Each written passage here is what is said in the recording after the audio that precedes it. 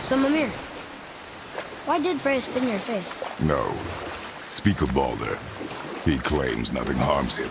Aye, Baldur is blessed with invulnerability to all threats, physical or magical. The boasting of a god. Everyone has a weakness. Not him, I'm afraid. Baldur is blessed with invulnerability to all threats, physical or magical. You just said that, Mimir. Did I? What is the source of this power? Well, as I recall, it involved, a spell? Mimir? Parts of my brain must still be coming back to life. Just need a moment to finish waking up. Hope he's not broken.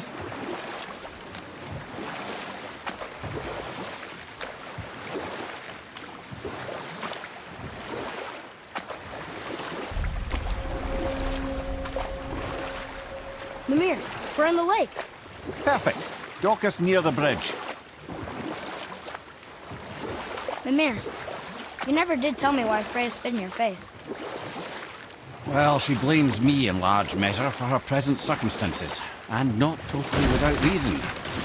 It all goes back to the long war between the Aesir and Vanir.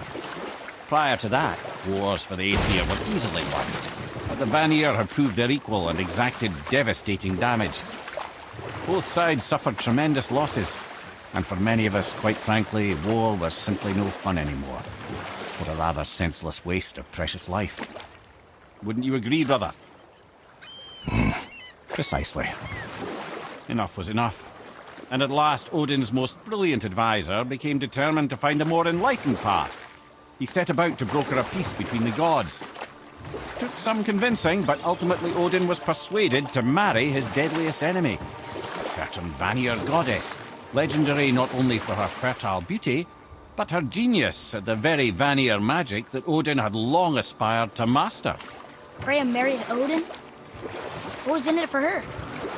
It was a sacrifice to protect her people, a selfless act of love.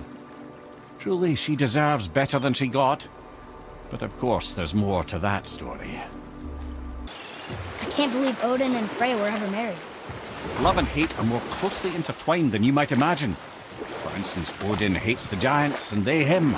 But Thor's own mother was the giantess Fjorgun, one of Odin's great loves. So Thor's half god and half giant? Weird. Once Fjorgun was gone, lonely ages passed for Odin. And as war with the Vanir raged, I could see what he really wanted beneath his bluster. And after no small amount of convincing, Freya agreed. For a while there, he really turned on the charm. He seemed happy. He seemed interested in making her happy. He granted her so many wishes I can scarcely recall them all. The peace held, and I truly believed all had worked out better than I could have planned. But Odin's true face showed itself again in the end. Oh, he won Freya's trust, and she taught him some of her Vanir magic, another choice she would live to bitterly regret. Sadly, despite his wise counsellors' best efforts to persuade him that peace was the only true path to stave off Ragnarok, Odin never let go of his obsession with Jotunheim. The taste of Vanir magic led him to new forms of experimentation and new levels of depravity. This chisel we seek, what is it? I'm glad you asked, actually. I have just the story for you. There was a giant once named Thamur. A very giant. Who, despite his mountainous size, was without question the greatest stonemason this world had ever seen. Proud Thamur hoped to one day pass his vast knowledge onto his son. But young Hrimthur had the heart of a warrior. Perhaps the father had too much fear in him, or the son too little. Either way, a quarrel of theirs spiraled out of control, and the overworked stonemason, bonk, struck his son. Hrimthur ran off into the night. Feeling shame and regret, Thamur chased after his son, but in his emotional state soon found himself wandering Midgard, lost and alone. Sadly, he caught the eye of the one person who didn't want to meet alone that night, so far from home. Thor. Thor killed him. Oh no. He fell in a village? Aye. When Thamur fell, he crushed a charming place famed for worshipping the Vanir god Njord. Thor always took credit for planning that one. The truth is, the sweaty ballbag just got lucky. What now then? Maybe Freya ought to have a look at the boy. No, I feel better now. I just needed to catch my breath. Where do we go next? Well, now that we've got the giant's chisel, we need to learn the travel rune to Jotunheim, so we can carve it into that special gateway atop the peak, and open realm travel to the land of the giants. You don't know it? Alas, no. But the serpent did mention that the giants had entrusted that secret to Tyr. Isn't Tyr dead? Aye, but his hidden vault is very much in reach. The doors are beneath his temple, submerged in the lake for generations until our snake friend shifted his weight. There we shall find the fabled Black Rune of Jotunheim. We could also explore some more. We got that chisel now, and that vault isn't going anywhere. Seems a shame to waste the boat. We shall see today. Okay. Obviously the marriage to Odin didn't last. But how did Frey end up a hermit in the woods? Oh, that was a singular piece of cruelty, even for Odin. As if the marriage wasn't punishment enough. Freya was better to him than he deserved. She stuck it out through all manner of indignity, all in the name of maintaining peace and safety for her people. But Odin's madness, his tyranny, his corruption of her magics, it became more than she could stomach, and at long last she broke it off. Odin's wrath was fierce, and his curses upon her were more than she dared to fear. But her magic was so much stronger than his. After so much time together, he knew her vulnerabilities, and exploited them to craft curses she could never break. Oh, like not being able to leave Midgard. Worse still, he robbed her of her warrior spirit. Freya cannot fight, even to defend herself. No living thing may she harm by blade nor spell. In a world this belligerent, what choice does she have but isolation? Poor Freya. I guess if I was her, I'd spit in your face too. Aye, lad. So would I.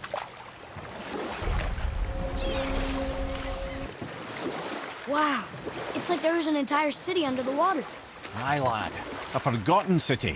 What was it called? Well, I forgot. Mimir.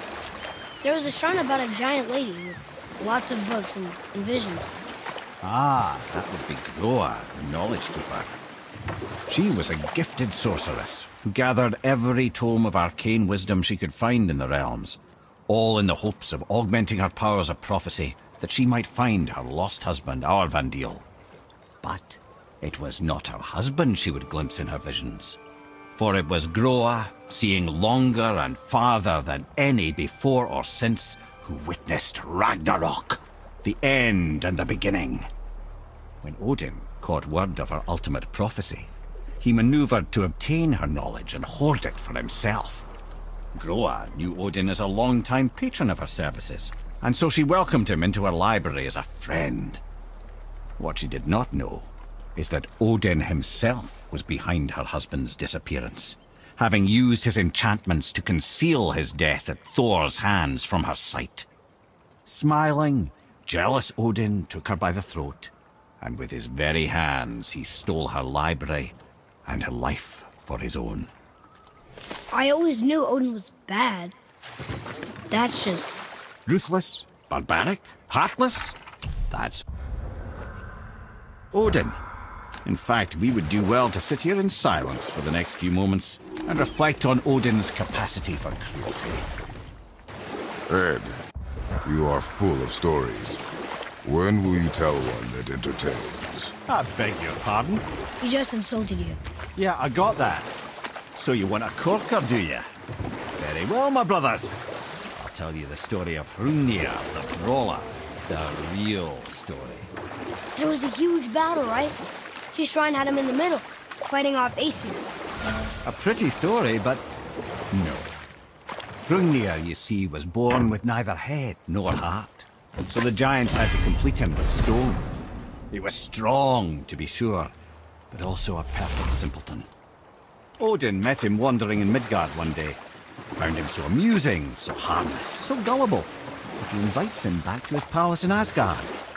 There he gives Hrungnir his fill of mead, and goads him into all manner of boasts and antics, all for the amusement of the court. I was there. I saw the Aesir laugh as Hrungnir leapt upon his shield and swore he'd kill us all and take our womenfolk back to Jotunheim. Then Thor shows up. And does he laugh? Oh no. Thor takes one look at the drunken stone buffoon and brings down Mjolnir on his head so hard that he's got chunks of Hrungnir in his own skull to this day. Thor is so startled by the face full of rock, he doesn't notice Hrungnir's body topple right onto him with a sickening crunch. And again, the roars of laughter echo through the palace halls. That's an awful story, Mimir. Nothing like the ones Mother told me. Let that be a lesson, my son. Truth is seldom so pretty as myth and legend. I wonder why Bilby's bones are all over the place. Desecration, typically. Pieces of scattered corpse make for a piss-poor soul. No hope for Valhalla or Helheim when your arm's on one beach and your head's on another. Why not ask the spirit? I'm sure he will be forthcoming with answers. I have a question. If Ymir was the first giant, where did he come from? In the beginning, there was Ginnungagap, the great void. There were no realms yet, only primordial forces. There was fire, and there was ice. And there in the void they met and produced... Water? More than water. The mystic lifeblood of something entirely new. From this water, Ymir took form and became a being of pure creation and chaos, mother and father to all that came after. Even the Aesir? Aye. Every god, man and beast came first from Ymir's flesh. Though it was the Aesir who thought themselves so superior that they should hold dominion over the rest of creation. It was Odin who took arms against his creator and spilled Ymir's lifeblood with his spear. A necessary evil, he would say, to bring order to the realms. From Ymir's torn flesh, Odin would fashion the realm of Midgard for his own. Called himself All-Father as if he was the creator and not the creator's destroyer. The small, covetous tyrant. Mimir? Huh? Oh, sorry, my boy. You know, I think it best we just end it there, actually. You sure I can't turn into a wolf? You are welcome to surprise me. Is this why I hear voices sometimes? Are you sure you've never heard any? Not as you do. That's no surprise. Every god is unique. So, maybe I won't get strong like Father, but I'll have abilities all my own? You already do, laddie. Your faculty for language is extraordinary for one so young. Time alone will tell what else you'll become capable of. So you knew all along? I did, lad. But I've known more than my share of gods. Me too, apparently. I wonder who else knew I was a god. Freya for sure. Rock and Sindri? They do not need to know. Baldur! Does he know? Is that why he's after us? Do you know him from before? The day of your mother's funeral was the first I ever saw Baldur. That is the truth. Hey, we don't have to go right back to Tyr's vault, do we? I mean, we're gods. We can do whatever we want, right? What do you really feel like doing right now? I will show you. This is where the tower to Jotunheim should be. Feels strange somehow. No doubt some arcane magics were involved. I would be not at all surprised to learn you were sensitive to that. Mimir, why did you say Tyr felt responsible for what Odin did to the giants? There was an incident shortly after the forging of Mjolnir, when Tyr arranged a diplomatic meeting between Odin and the giant kings. Well, this was when the Long War was young, when victory was still a thing dreamed of and the Jotnar might have tipped the balance between Aesir and Vanir. Odin had persuaded Tyr that the hammer was merely a deterrent, a means to broker peace from a position of strength. Tyr was hopeful to convince all parties they would prosper best through peace. He knew the giants were deeply concerned about the hammer, a super weapon in hands they did not trust. But they trusted Tyr. Tyr always believed the best in people, and taking Odin at his word in his desire for peace, he brought the Raven King to Jotunheim. From there, things unravelled quickly. The giants anticipated Odin's trickery and exposed his true agenda to spy and steal their secret wisdom. With magics, they expelled Odin from their realm and cursed him never to return. Frustrated, Odin visited his fury upon the giants of Midgard. Thor unleashed Mjolnir's might upon any giant he could find. None could stand against the tide of slaughter that followed. And at last, it seems, with Tyr's aid, they retreated. The tower disappeared, no giants could be found in Midgard, and no man nor god has set foot in Jotunheim since. I still can't believe a son would kill his own father. That's crazy, right? I know, we only got one side of the story. But come on! His own father? I mean, I get angry at you sometimes, but... Do you? I mean, sometimes, yeah. A little. But I'd never stab you in the back. No. I imagine not. Mimir, you never told us what Magni and Modi had to do with Hrungnir. Oh yes! Well, what happened after Hrungnir fell slain upon Thor was that nobody in the court could get the stone body off of him. Thor was no use at this point, his brain rattled, his breath shallow, but none of Odin's men were nearly strong enough to help. Then enter little Magni and Modi, no taller than shrubs, and while nobody but myself was looking, they flipped over Hrungnir's corpse and freed their father. Magni, being blonder, got all the credit, and Modi remained bitter about it from that day to the end, which I don't need to tell you about. Mimir, why did you work for Odin if he's so horrible? It's my career! And if you mean to make your career as a counsellor to kings, you can't very well rule out petty maniacs. Available positions are scarce enough. My first master was a cruel piece of work as well, but I learned through him the enduring power of wit, which served me well with kings and gods alike. I couldn't have been much older than you when I started. A fairy king's errand boy and unofficial jester. By night, my mates and I had the run of the forest.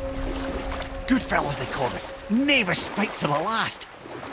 We'd get up to all manner of mischief, making fools of the local mortals. But as long as our lord was kept amused, we were spared the consequences.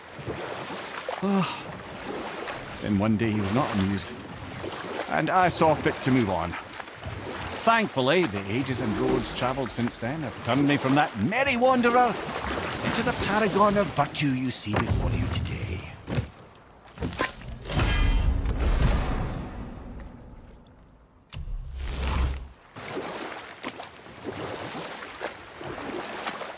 Mimir, how'd you come to be in these lands? Lad, there comes a time in every man's life when he changes his name and heads north to make a new start. If you live long enough to do this many times over, you might end up as far north as this place. By the time I arrived, I already knew Odin by his reputation, and so I set to demonstrate my worth by coming to him with something I knew he'd value. A mystic well of knowledge. Or rather, I should say, a well of water laced with enough mystic mushrooms to make a god see visions. Oh, he was rightly impressed. Can't say for sure what he saw that led him to try gouging out his own eyes, but I managed to restrain him before he finished the job. Then I persuaded him it has been his sacrifice made for an even higher form of sight to be bestowed. Blah, de blah, de blah, de blah. I used to think he never caught on. But the day he took my eye, I realised he had never been fooled. He knew I'd outwitted him, called the lesson wisdom, and hired me to make sure from then on I was on his side. And for a long, long time I truly was. Doesn't mean he didn't hold a grudge.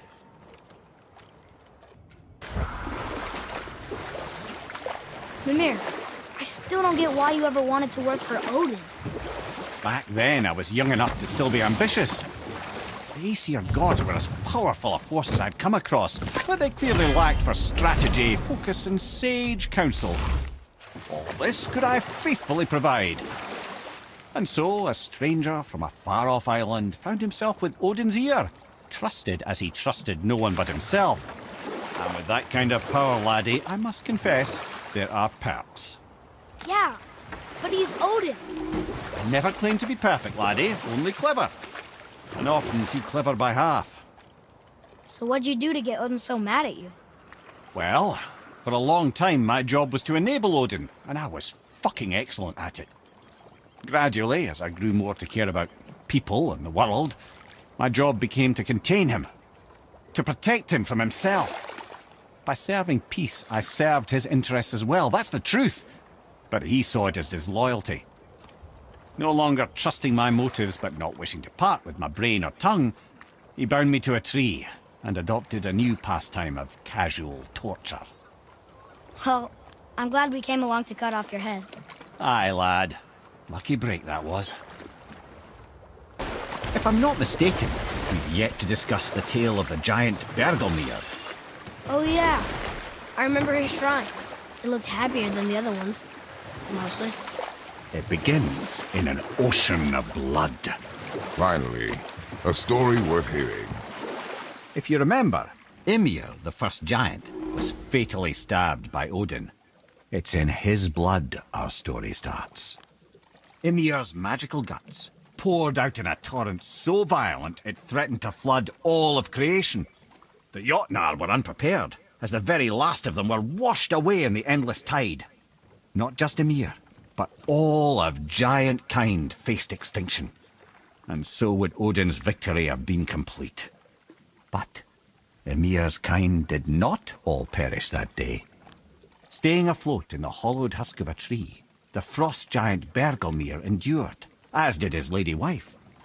For weeks they sailed, until finally they came upon a new land. They called it Jotunheim. And there they would start anew. As father and mother they would multiply exceedingly, and as king and queen they worked to make Jotunheim a land where giants would know no master but themselves. Bergelmir never sought revenge for Odin's slaughter. His vengeance was to live and prosper. He died at peace, a legion of his kin to mourn him. He would ever be known as Bergelmir the Beloved. Bergelmir the Beloved. Huh. I've never heard a story end that way. Not a true one, anyway. If you do, laddie.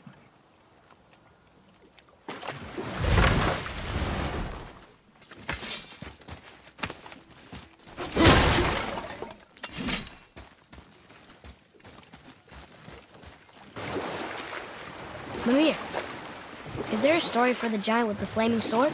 Stuart the Bray. Of course. We've spoken so much of frost giants. It's about time we instead met the most fiery giant of all. Back when Ymir first emerged from Ginnungagop, it was Stuart who followed next. He came from Muspelheim, the fire realm, bringing heat to the young cosmos, conjuring the sun from his primordial flame. But let's come back to that flaming sword, shall we? Stuart the Brave forged his sword of flame for one purpose alone: to burn down Asgard when Ragnarok comes at last. His destiny is to fall at the hands of Thor and Odin, but in so doing, strike the blow that leaves their realm in ash and ruin. And from that destruction, the world can be born anew. Until then, alone he waits in Muspelheim, never sleeping, ever honing his fiery blade. Brave, generous Stuart, who knows he lives but to his doom. All because he chooses to serve a grand cycle so much bigger than himself. To truly embrace your purpose and the patience and sacrifice it demands is to ensure your day will come. You think we'll be there when that day comes? I've seen enough of war between the gods. You, little brother, who can say?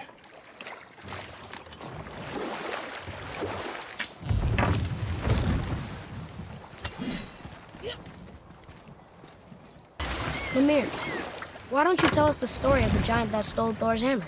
Happily, my boy. It involves your friend Freya, too, though I don't expect it's one she'd enjoy being reminded of. The giant was called Thrym. Enough. No stories. Not while on foot. Our focus is the road. Completely understand. I'll finish later, lad.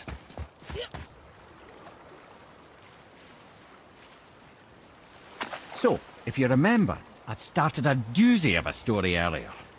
There was a frost giant king who was called Thrym, and he proved cunning enough to make off with Mjolnir while the Thunder Lummox slept. Sadly for Thrym, he didn't always think with his brain. Though he had robbed the greatest giant killer of his greatest weapon, he offered to trade it back to the Aesir in exchange for Freya as his bride. Now, at this point, Freya was married to Odin, and Odin, frankly, would have traded her for a sufficiently strong mead, but he saw an opportunity here. Thrym's palace was in Jotunheim, and only giants know the way. By agreeing to the marriage, they'd have to escort Freya back to their realm. So, Odin coerced Freya into using her Seithar magics to conceal Thor, so he could sneak along with her and infiltrate Jotunheim. When the hammer was produced as the wedding dowry, Thor revealed himself. He took back Mjolnir and wasted no time in smashing Thrym's skull, followed by every other giant present for the festivities. The only thing that put a stop to it was Freya, who wanted no part of this massacre. She cast a powerful spell that hurtled them both out of Jotunheim with no means of return. Odin was livid, hoping that Thor's foothold in Jotunheim would become his own. And oh, would he ever revenge himself upon Freya? What is the point of this story, Head? Well, for Thrym, the lesson would be to keep his priorities straight. For Freya, it's that doing good has a price. For Thor, it's that no object of power makes you what you are. And if what you are is the biggest butchering bastard in the Nine Realms, nobody can take that away from you. Well, brothers, I've been to many strange places, but this will be a new one. Yeah, I've never been in a giant's belly either. How about you, Father? Never one that was not trying to eat me. You really should expect that sort of response at this point. Why did Baldur say we caused him? Odin must have convinced him that following you to Jotunheim would bring his cure. Lies, I'm sure. Why did Mistletoe break the spell? Vanir magic is powerful, but its rules are slippery and elusive. I'm sure it makes sense if you're a witch. Oh, but it's also bloody tragic. Baldur was the greatest gift Odin granted Freya, the one thing she treasured from their marriage. She only hoped to spare him pain and spare herself loss. And such impulses can lead good parents to make terribly stupid decisions. Mimir, you never told me what happened with the stonemason's son. Hrimthur, son of Thamur.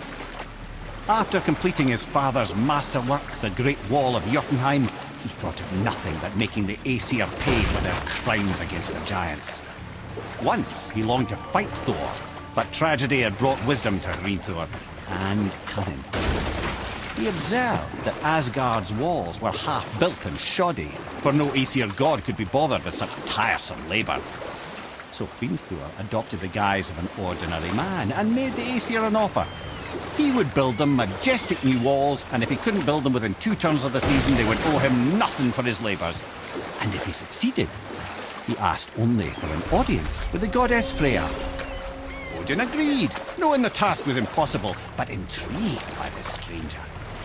Hrimthur made short work of it, of course. He had the benefit of his father's training and the aid of a magical stallion for fetching stones.